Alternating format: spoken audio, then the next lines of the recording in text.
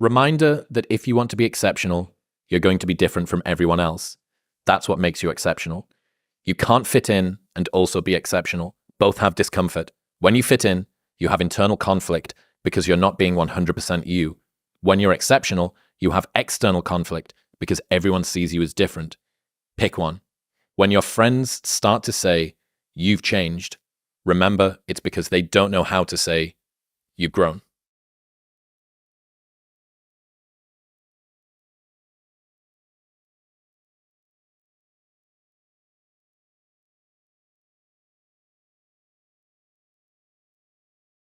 I define words a lot because it helps me kind of like make sense of the world. And like exceptional is like an obvious one, right? We use the word exceptional like you are not like everyone else. But even saying it like that, like you are not like everyone else. And so if someone says you're not like everyone else, then you can just reframe that as like, I am exceptional.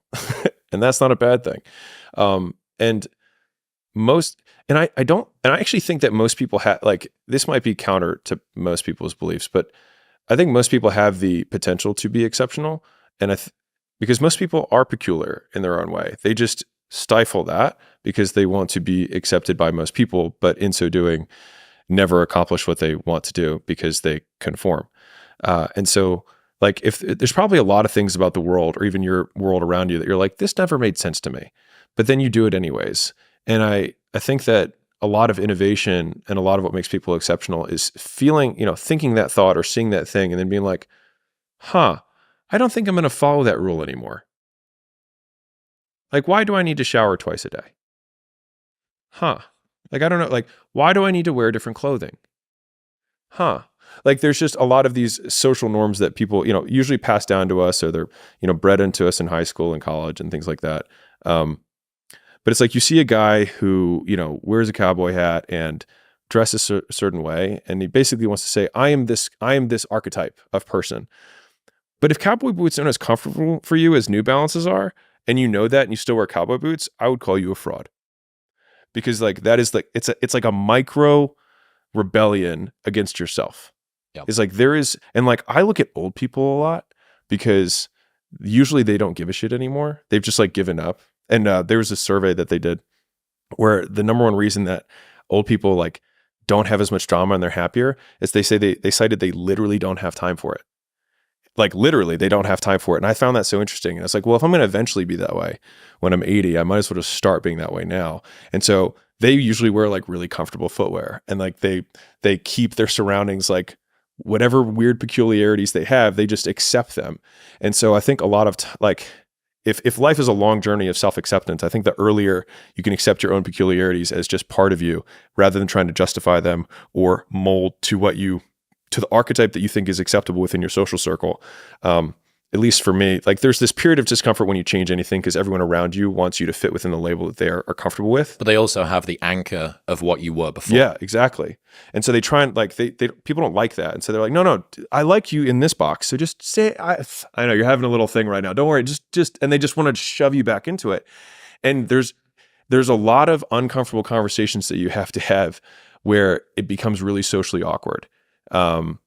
And so like I said one the other day about like going home for the holidays. And the reason I don't like doing it is because often I have to confront a lot of people that I haven't seen in a long time. And they'll speak to me in a way that I don't like.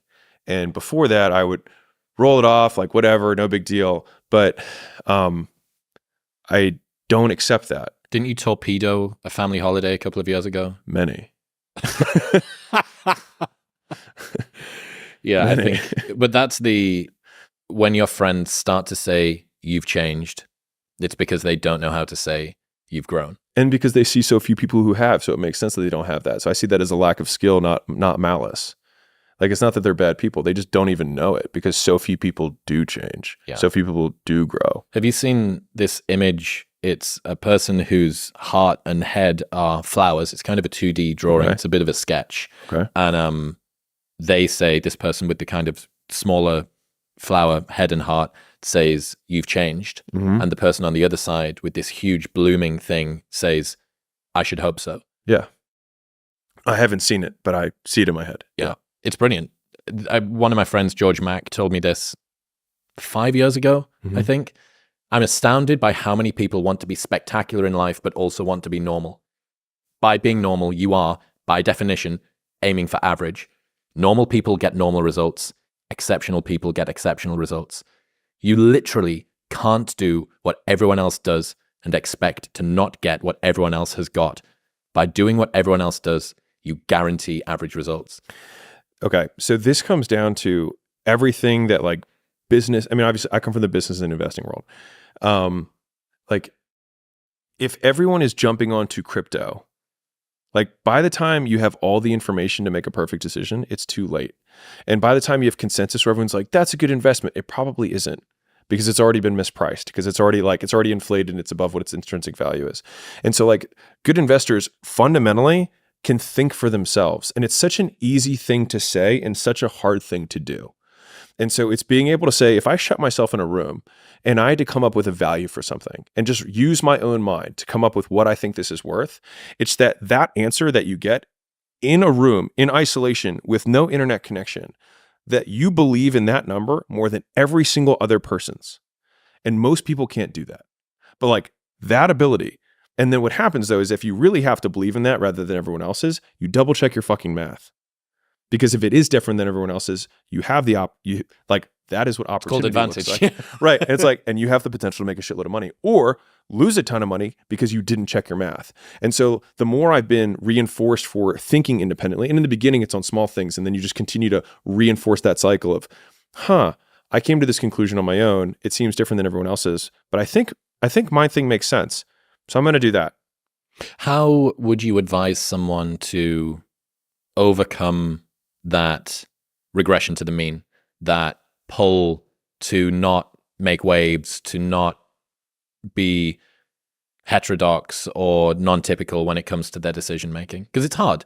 You're talking about this internal conflict versus external conflict. Yeah. How do you make the internal conflict more important than the external conflict? For me, I was more miserable trying to make everyone else happy than I am now with everyone else unhappy with me. And so I think like from the social group I had before I quit my job, if we're going all the way like ground zero to today, I talked to no one from that time in my life compared to today. And I was absolutely miserable and unhappy and unfulfilled. And I would say that the majority of those people probably don't like me today because I changed. I didn't do what I was supposed to do. He thinks he's so fancy now, et cetera, et cetera. And I think I'm just okay with that. And so I think coming to terms with the idea that I could be absolutely rejected by everyone I know, but like me, I was more okay with that because the alternative was I didn't want to live anymore. And so obviously there's degrees and there's continuums and there's stages of where people are at with that. But as that being the taken to its logical extreme, would I rather live for them than live for me? I would rather be hated by everyone and like myself. There's a degree of honesty is the right word, but it's also too simple. Like being completely 100% truthful with yourself. If that's the way, this is why, have I told you about the motocross, the rallycross thing that me and my housemate love? Mm-mm. Okay, so you know like Colin McRae, these guys that drive four-wheel, there's the dude in the co-pilot seat and it's 5 left bend, like all that shit.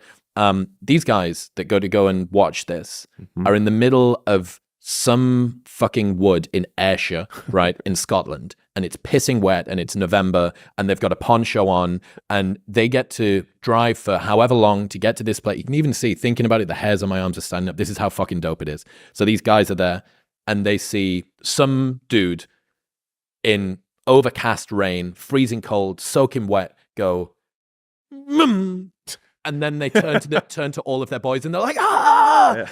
Watching someone who loves anything with that much purity fires me up. Yeah. It fires me up. Like we love watching, we don't watch it for what the cars are doing. Yeah. We watch it for what it does to the spectators.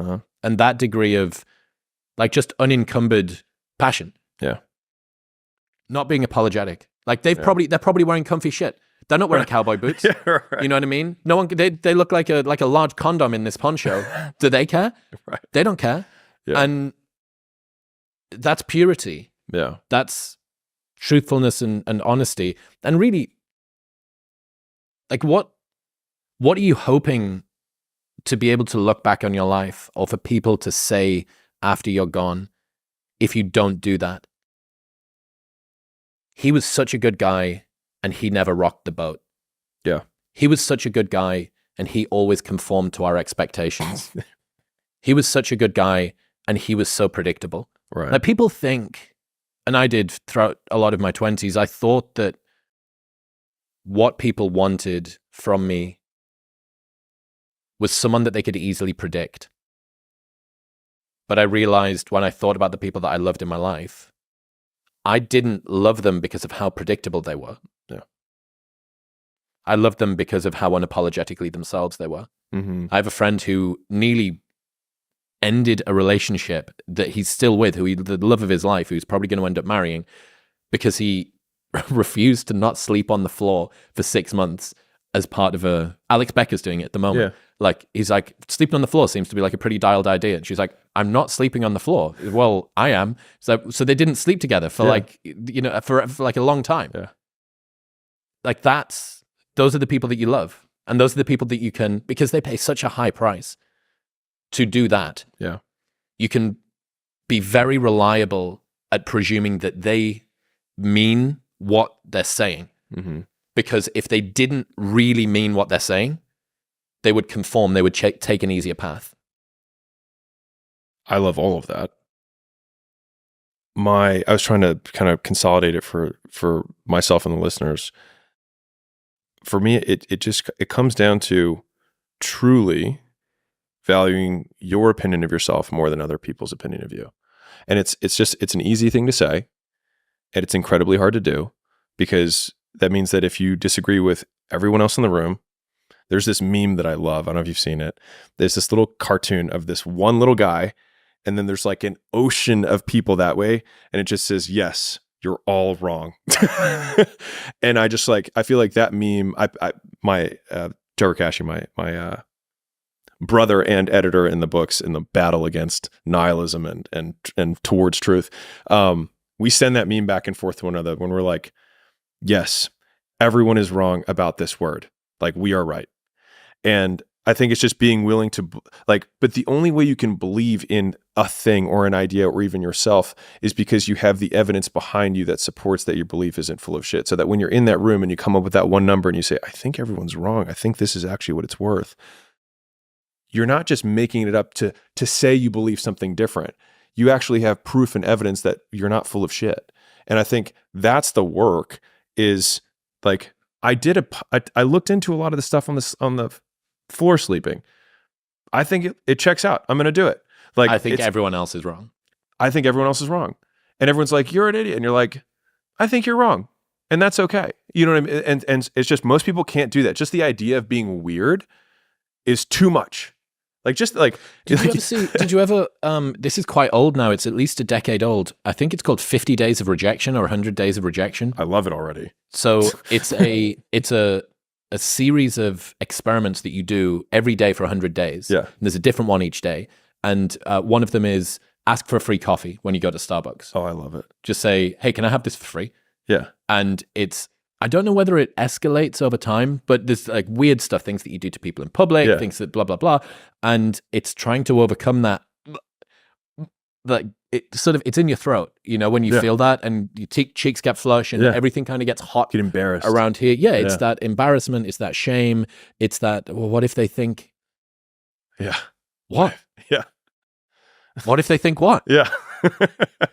So yeah, someone should redo that. It's like a decade old now, but someone should redo. I think I'm certain it's called 100 Days of Rejection. Good YouTube idea. That would be a great YouTube idea to do 100 Days of Rejection or whatever it is. All right, next one. I just want to I promise you, if you can actually go through 100 days of rejection, your life will change, because you will realize that at the end of the 100 days, you're still alive and nothing changed. Well, I'm going to die. Yeah, that's the fear. The fear is, I'm going to ask for the coffee and they're going to say no. And then everyone's going to laugh at me. And then I'm going to be alone. And then I'm going to be unsheltered. And then I'll be dead. Yeah. It's catastrophized to death. We all do it. And so, I mean, obviously I come from a sales background. So getting people to say no to me is something that I'm now. If you've asked drunken Newcastle girls where they're going tonight, darling, for a decade and a half on the street trying to give out wristbands for a free entry to a club night no one wants to go to, you get good at rejection as well. That's what I honestly think that everyone is always going to campaign for the thing that they did, right? You're always going to say something along the lines of, I think people can learn a lot from sales. Yeah. And I'm always going to say, I think people can learn a lot from being in club promo. But like, honestly, dude, the insight that you get into human nature from doing that, from seeing what do people object to and why do they object in that way, and what happens if someone like gets physical with you because you've tried to do it and you go, oh, well, I wasn't in the wrong, so de-escalating this should actually be quite easy, and I can have faith that everyone's going to see me as the right guy, even if somebody else took objection with what I was doing. So yeah, long story short, become a club promoter. All right, next one. Alex, I appreciate you, man. Thank you for coming on. What's next? What can people expect from you next few months? Well, all my effort is in the Skool Games. So we're, I can talk about them. I can not talk about them. Yeah. So I just made the biggest investment in my life. I'm now co-owner of Skool.com. It's a platform where you can build what you want to build, learn what you want to learn. And, schools will give you the tools, the community, and the education to help you. And so we've actually created a whole thing where people can start all this stuff for free. Because I believe my whole platform has been education. That's what I believe in. I think the education system is broken, and teachers don't get paid or given the resources to actually teach students. And they're supposed to teach tests that they know don't help students. Students get educated on stuff that doesn't matter in the real world, and they go into mountains of debt for a piece of paper that doesn't make them anything to pay off the debt that they're in for the rest of their lives. And I hate all of it, which is why we started making the content that we do. And so, this is one big investment that I'm doing to try and make my small dent towards helping fix that. And I obviously talk about business. That's what I know. Okay. But one person can't do that. Like, I can't change. I can try, but like, I don't think one person is going to change the world. And so, I wanted to invest in a platform that would help other people do that for one another. And so whether it's like, you know how to paint and you want to teach people to paint, you know how to fix Hondas, and you want to teach people to do that. Like, there are so many more useful skills that we can trade with one another. And I think Ben Franklin said, there's no more noble a deed than to help another know more, to educate. And I wholeheartedly believe that. And so, that's what I'm investing my dollars and my time into. And so, yeah, that's like my whole next year.